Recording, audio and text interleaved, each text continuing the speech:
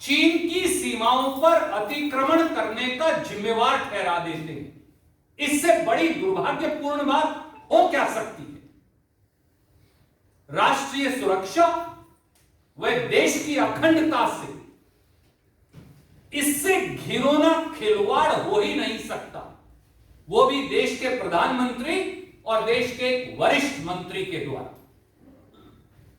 अप्रैल 2020 में हमारी सरजमीन पर चीनी घुसपैठ की साजिश के बाद आज तक 56 इंची प्रधानमंत्री श्री नरेंद्र मोदी जी ने न तो चीन शब्द का इस्तेमाल किया और ना ही डेप्सांग प्लेन्स, गोगरा और हॉट स्प्रिंग्स, पेंगोंग सो लेक इलाके और चुमोर दक्षिणी लद्दाख से चीनी घुसपैठ को खदेड़ने का ना कोई नीति और ना समय सीमा निश्चित की।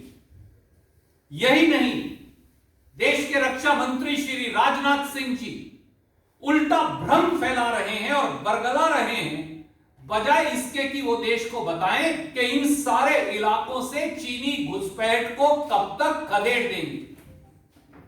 और साथियों, इसलिए 8 राष्ट्रीय सुरक्षा से जुड़े महत्वपूर्ण पहलू देश की ओर से हम आपके समक्ष रख रहे हैं।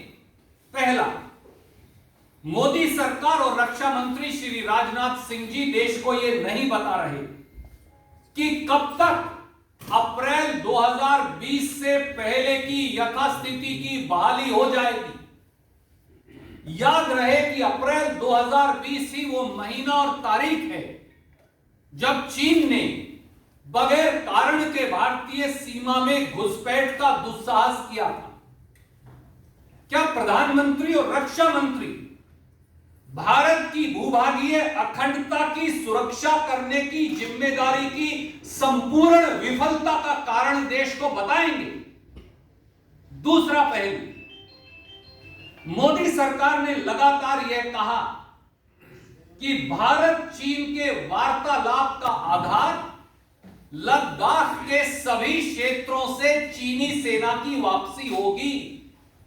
मैं फिर दोहराता हूं, मोदी सरकार ने लगातार यह कहा और माना कि भारत चीन की वार्तालाप का आधार लद्दाख के सभी क्षेत्रों से चीनी सेना की वापसी होगी। तो क्या मोदी सरकार जवाब देगी कि वो केवल पेंगोंग सो लेक इलाके से ही डिसएंगेजमेंट का समझौता क्यों कर रही है, और वो भी भारत के हितों पर कुठाराघात कर तथा भारत के हितों के विरुद्ध एलएसी की रूपरेखा को बदल?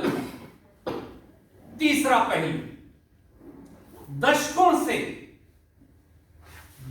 से पेंगोंग सो लेक इलाके के उत्तरी किनारे पर भारत का फिंगर 4 तक कब्जा है और भारतीय सेना फिंगर 4 से फिंगर 8 तक पेट्रोलिंग करती आई है।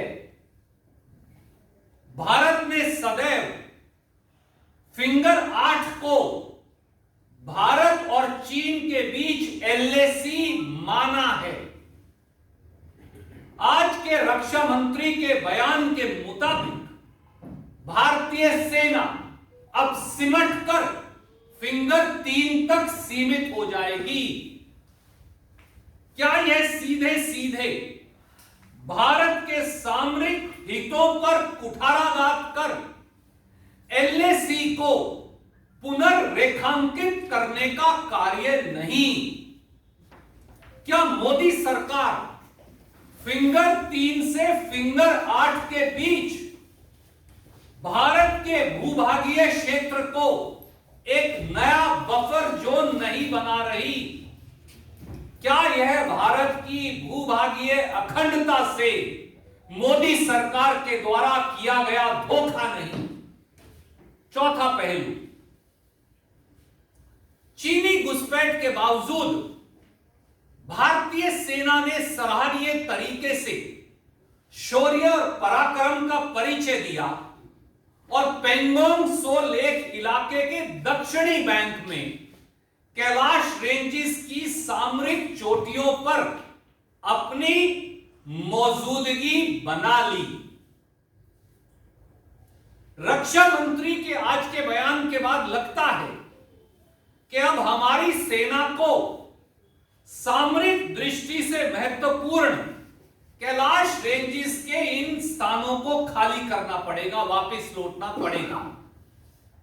क्या प्रधानमंत्री और रक्षा मंत्री देश को बताएंगे कि वो भारतीय सेना को कैलाश रेंजेस पर अपनी प्रभावी व सामरिक दृष्टि से महत्वपूर्ण मौजूदगी से वापसी का समझौता क्यों कर रहे हैं, जबकि यहां पर भारत की चीन के मुकाबले कहीं ज्यादा शक्तिशाली स्थिति है और चीन कमजोर स्थिति में है?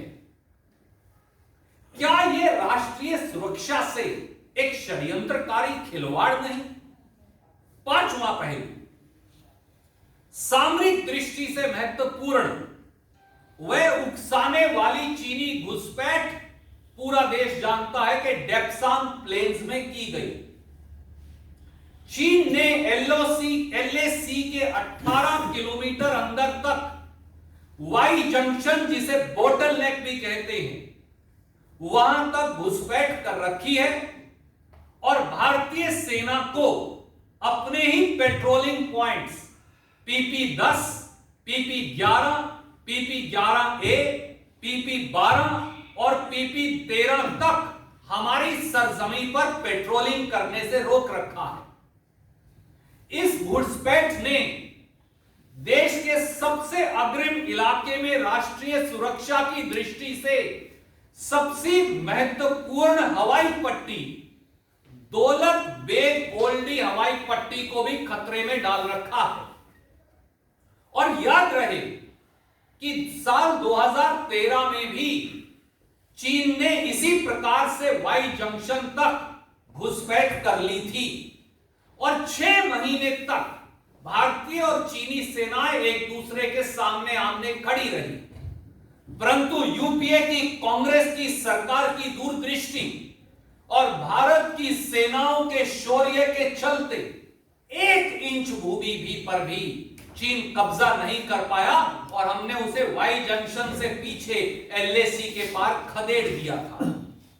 तो फिर क्या कारण है कि मोदी सरकार आज संसद में बयान देते हुए डेप्सांग प्लेन के सामरिक दृष्टि से महत्वपूर्ण वाई जंक्शन से चीनी सेना को एलएसी के पार खदेड़ देने बारे चुप्पी साधे है, बोलने से कतरा रही है?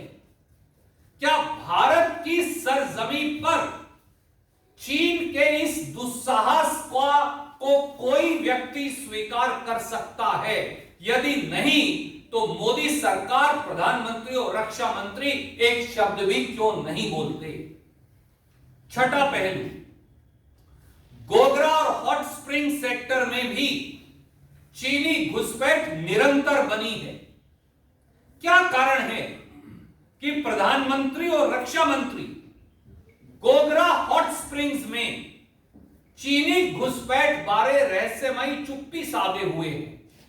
सातवां पहलू, रिपोर्ट्स के मुताबिक चीनी सेना अब चुमोर दक्षिणी लद्दाख तक पेट्रोलिंग कर रही है। क्या कारण है कि प्रधानमंत्री और रक्षा मंत्री राष्ट्रीय सुरक्षा के इस महत्वपूर्ण मुद्दे को लेकर एक शब्द बोलने से भी घबरा रहे हैं? आठवां पहलू, मोदी सरकार के एक वरिष्ठ मंत्री जनरल वीके सिंह ने राष्ट्रीय सुरक्षा से खिलवाड़ करने वाला बयान देकर चीन को एक झूठा मौका दे दिया कि वो भारत को झूठे तरीके से अतिक्रमणकारी बता सके। क्या कारण है कि प्रधानमंत्री मोदी और रक्षा मंत्री राजनाथ सिंह सरकार के एक मंत्री द्वारा राष्ट्रीय सुरक्षा के साथ किए गए नाकाबिले माफी खिलवाड़ को लेकर पूर्णतया चुप्पी साधे हैं? क्या प्रधानमंत्री और रक्षा मंत्री क्या कारण है कि वो भारत के सामरिक हितों से खिलवाड़ करने वाले और बयानबाजी करने वाले ऐसे मंत्री को बर्खास्त नहीं करते? क्या प्रधानमंत्री और रक्षा मंत्री की चुप्पी कहीं इस बात की ओर इशारा तो नहीं करती कि वीके सिंह जी का बयान मोदी सरकार के इशारे पर दिया गया है? और अगर यह सनसनीखेज बात का जवाब हां में है तो प्रधानमंत्री और रक्षा मंत्री बताएं कि किस दबाव या किस खिलवाड़ के चलते राष्ट्रीय सुरक्षा के साथ यह षड्यंत्र किया जा रहा है। देश में 130 करोड़ देशवासी मोदी सरकार से देश की सुरक्षा और भूभागीय अखंडता से किए गए इस खिलवाड़, नाकाबिले माफी समझौते और षड्यंत्र का जवाब मांगते हैं। कोई प्रश्न आप पूछना चाहें तो स्वागत है, but I just very briefly without delving into the 8 aspects, say it in English. Modi government and Prime Minister are brazenly compromising national security and territorial integrity of India. This is clear from the Defense Minister's statement made today in Rajya Sabha on the Chinese incursions in Ladakh area. Prime Minister Shri Narendra Modi is scared of even uttering the word China, much less laying down a roadmap of pushing China back from the area of Depsang Plains, Gogra Hot Springs, Pangong So Lake area and Chumur in southern Ladakh. Prime Minister has the audacity to make a statement saying no one has entered our territory and no one has intruded into our territory. Then what is the statement being made by Defense Minister about? Who is lying to the nation?